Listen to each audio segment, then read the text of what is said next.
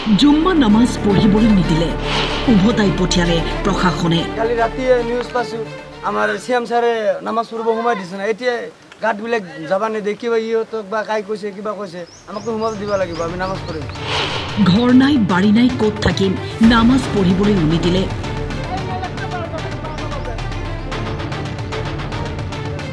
গোৱালপাৰাৰ উচ্ছেদস্থলীত লাগিছে হাহাকাৰ। নামাজ পঢ়িবলৈ যোৱা লোকক উভতাই পঠিয়ালে প্ৰশাসনে। শুকুৰবৰীয়া নামাজ আদায় কৰিব নাপায় দুখ উচ্ছেদিতৰ।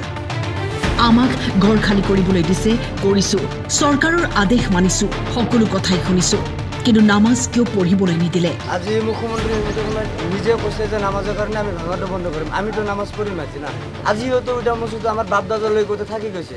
মছজিদৰ ওপৰত মোৰ অলপ মুহবাত আছে না নাই, মই অলপ এতিয়া একটা উক্ত নামাজ পঢ়িব যদি চৰকাৰে দিছে আমি পঢ়িম, কেনেকা কৰি দিব যাব লাগে আমাক যাবাৰ সোমাই দিয়ক বা এৰি দিয়ক। যদি কিবা ডকুমেণ্টছ লাগে আমি এইটো জমা দিয়ে নাযাম, আমি নাজানো। যিহেতু আমিতো নামাজ পঢ়িবতো নেগ'লো হয়। কালি ৰাতিয়ে নিউজ পাইছোঁ আমাৰ চিএম ছাৰে নামাজ পঢ়িব সোমাই দিছে না। এতিয়া গাঁতবিলাক যাবা নেদে, কিবা ইহঁতক বা কাই কৈছে কিবা কৈছে, আমাকতো সোমাব দিব লাগিব, আমি নামাজ পঢ়িম।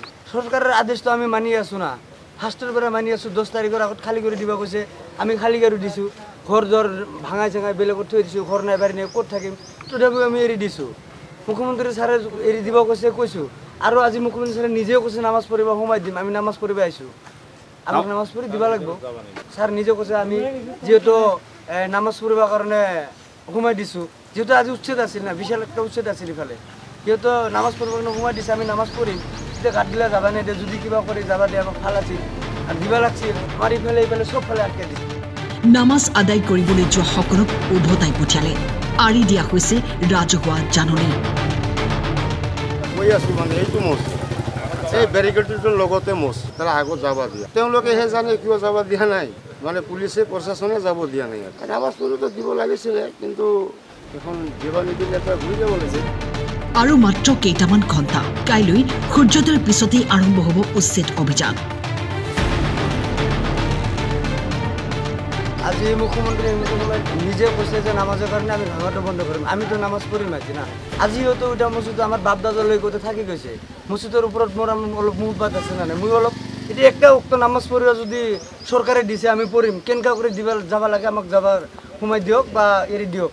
যদি কিবা ডকুমেণ্টছ লাগে আমি এইটো জমা দিয়ে নাযাম, আমি নাজানো। যিহেতু আমিতো নামাজ পঢ়িবতো নেগ'লো হয়। কালি ৰাতিয়ে নিউজ পাইছোঁ আমাৰ চিএম ছাৰে নামাজ পঢ়িব সোমাই দিছে না। এতিয়া গাঁতবিলাক যাবা নেদে, কিবা ইহঁতক বা কাই কৈছে কিবা কৈছে, আমাকতো সোমাব দিব লাগিব, আমি নামাজ পঢ়িম। চৰকাৰৰ আদেশটো আমি মানি আছোঁ না, ফাৰ্ষ্টৰ পৰা মানি আছোঁ। 10 তাৰিখৰ আগত খালী কৰি দিব কৈছে, আমি খালী কৰি দিছোঁ। ঘৰ দৰ ভাঙাই চাঙাই বেলেগত থৈ দিছোঁ, ঘৰ নাই বাৰী নাই ক'ত থাকিম, তথাপিও আমি এৰি দিছোঁ। মুখ্যমন্ত্ৰী ছাৰে এৰি দিব কৈছোঁ, আৰু আজি মুখ্যমন্ত্ৰী ছাৰে নিজেও কৈছে নামাজ পঢ়িব সোমাই দিম, আমি নামাজ পঢ়িব আহিছোঁ, আমাক নামাজ পঢ়ি দিব লাগিব। ছাৰ নিজে কৈছে আমি যিহেতু নামাজ পঢ়িবৰ কাৰণে সোমাই দিছোঁ, যিহেতু আজি উচ্ছেদ আছিল না, বিশাল একটা উচ্ছেদ আছিল ইফালে, যিহেতু নামাজ পঢ়িবৰ কাৰণে সোমাই দিছে, আমি নামাজ পঢ়িম। এতিয়া গাঁতগিলা যাবা নেদে, যদি কিবা কৰি যাবা দিয়ে আমাক ভাল আছিল, আৰু দিবা লাগছিল। আমাৰ ইফালে চবফালে আটকে দিছে। গোৱালপাৰাৰ পৰা মঞ্জুৰ ভূঞাৰ ৰিপৰ্ট, টাইম 8।